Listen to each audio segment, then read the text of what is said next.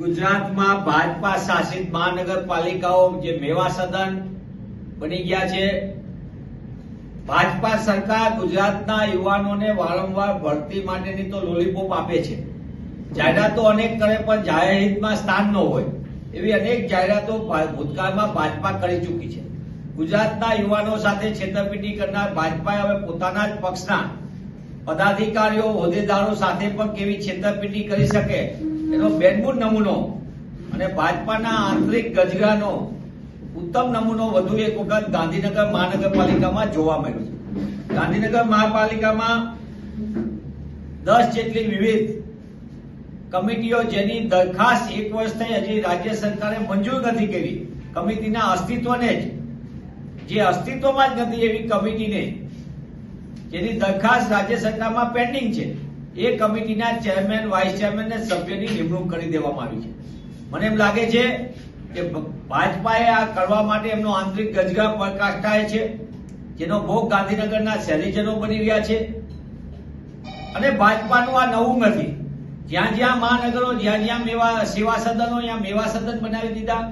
રાજકોટની અંદર અગાઉ મહાનગરપાલિકામાં આખી નગર શિક્ષણ સમિતિ ડિઝોલ્વ કરવી પડી મહાનગરપાલિકાએ, ભાજપાએ બોલાવવા પડ્યા ગાંધીનગર, એ વિવાદ સમ્યો, ત્યાં બીજો વિવાદ આવ્યો સામે, અને ગઈકાલે જ હજી અમદાવાદમાં ભાજપાના મહાનગરપાલિકાના પ્રભારીને પણ રાતોરાત રવાના કરી દેવામાં આવ્યા।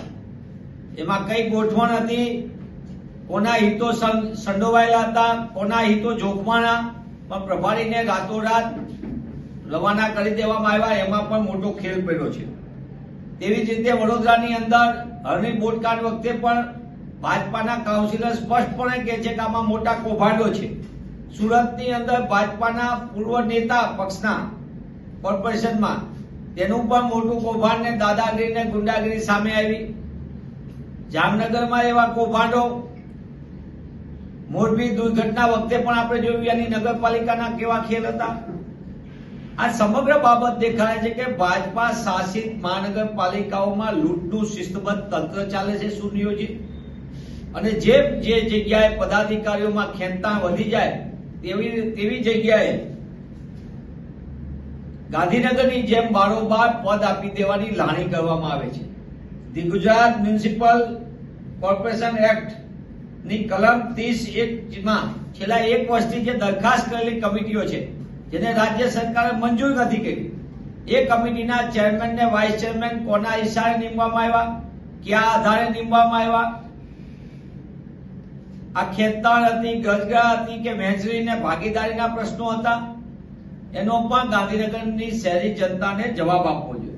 સાથોસાથ અમદાવાદ કોર્પોરેશનમાં પણ પ્રભારીને જે રીતે રાતોરાત રવાના કર્યા, સેફ પેસેજ આપવામાં આવ્યો, તેવી જગ્યાએ આજે થિયરી ચાલે છે અત્યારે રાજ્યમાં ભાજપા સરકારની સેફ પેસેજની થિયરી, એક લેવલ સુધી ભ્રષ્ટાચાર કરવા દેવાનો, લૂંટની હિસ્સેદારી ગોઠવણો ચાલે, સમયસર કમલમમાં કૌભાંડની વહેંચણીનો ભાગ જે નક્કી થયો પહોંચી જાય, અને એ કમલમના કૌભાંડમાં એક લૂંટ પછી વધુ લૂંટ જો સ્થાનિક કક્ષાએ વધી જાય તો તેને સેફ પેસેજ આપી દેવામાં આવે, જેવા અનેક બનાવો સામે આવ્યા છે। ત્યારે કોંગ્રેસ પક્ષ તરીકે અમે માંગ કરીએ છીએ, અમદાવાદમાં ક્યાં કૌભાંડ ને ક્યાં ગેરરીતિના કઈ ગોઠવણમાં વાંધો પડ્યો, હિસ્સેદારી ભાગીદારીનો, એનો પણ ભાજપાએ શહેરી જનતાને જાણ કરવી જોઈએ।